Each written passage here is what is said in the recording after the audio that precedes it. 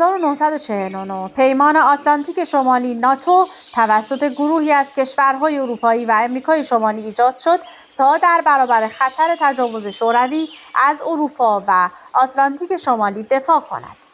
در واکنش به این اقدام، اکثر کشورهای کمونیست اروپا تحت رهبری روسیه پیمان ورشو را در سال 1955 ایجاد کردند که معاهده‌ای برای دفاع نظامی و کمک متقابل بود.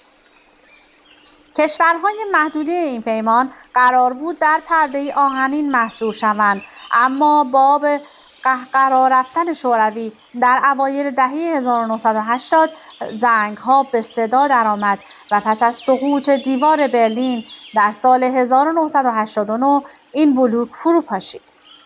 رئیس جمهور پوتین طرفدار میخائیل گورباچوف آخرین رهبر شوروی سابق نیست.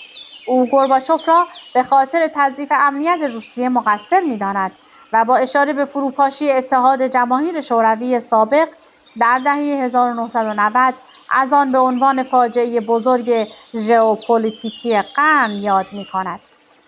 روس‌ها از آن زمان نگران به نظر می‌رسند، زیرا ناتو به طور پیوسته نزدیک و نزدیکتر شده و کشورهایی را تحت پوشش آورده است که روسیه ادعا می‌کند قرار بوده که به ناتو ملحق نشوند.